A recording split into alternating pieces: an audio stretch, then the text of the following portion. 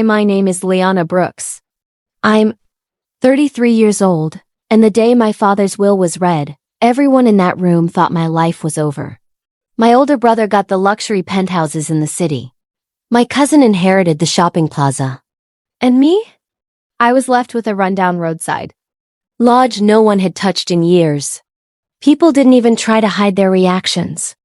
Some laughed quietly, some exchanged looks, and my husband, he didn't stay quiet. That night, in front of everyone, he leaned closer and whispered, "Your father knew exactly what you were worth."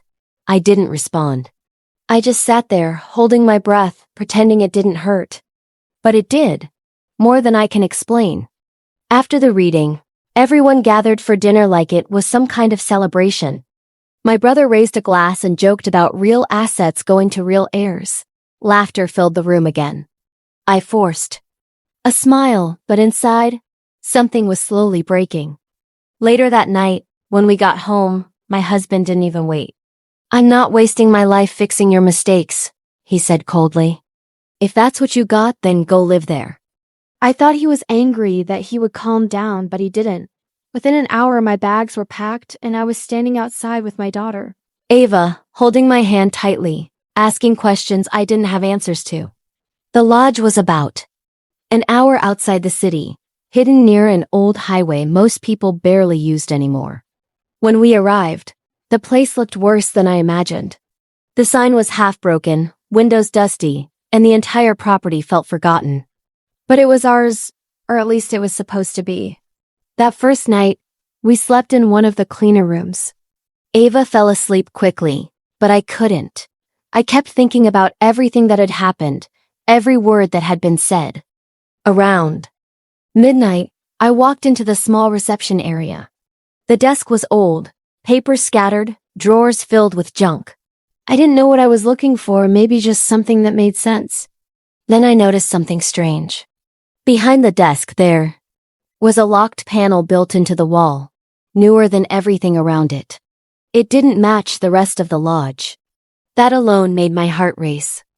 I searched the desk until I found a small key taped underneath. My hands were shaking as I unlocked the panel. Inside, there were documents neatly stacked, a tablet device, and a sealed envelope with my name written on it in my father's handwriting. My chest tightened as I opened it. "Liana," the letter began. "If you are reading this, then I'm no longer here to explain things myself. I know this decision will confuse everyone and maybe even hurt you. But I didn't leave you the lodge because it's broken. I left it to you because it's about to change everything." I paused, trying to understand. My father continued, "There is a new infrastructure project already approved by the city. A new highway route will pass directly through this area, and this land will become one of the most valuable commercial zones in the region. Developers have already tried to buy it, but I refused. I was waiting for the right moment, for you." My hands went cold. I quickly opened the documents.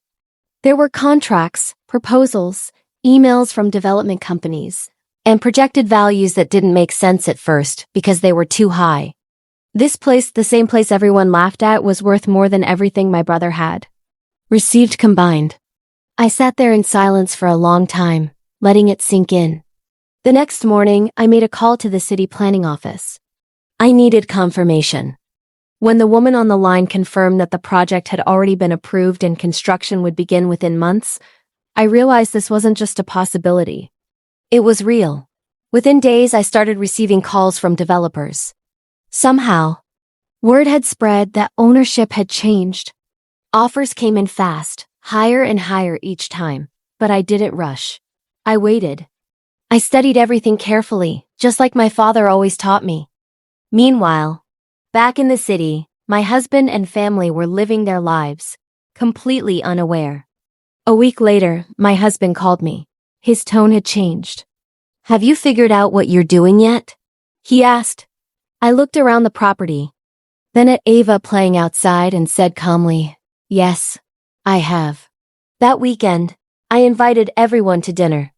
Same people, same table, but this time, something was different. My brother walked in confident. My husband looked slightly annoyed, like this was a waste of time. We ordered food, Small talk filled the air, and then I placed a folder on the table. "What's this?" my brother asked. "Something you should see," I replied. He opened it, and for the first time his expression changed. Confusion, then shock. My husband leaned over, reading quickly, his face losing color. "This can't be real," he said. "It is," I answered calmly. "And that's just one of the offers." Silence filled the table. No laughter this time, no jokes, just disbelief.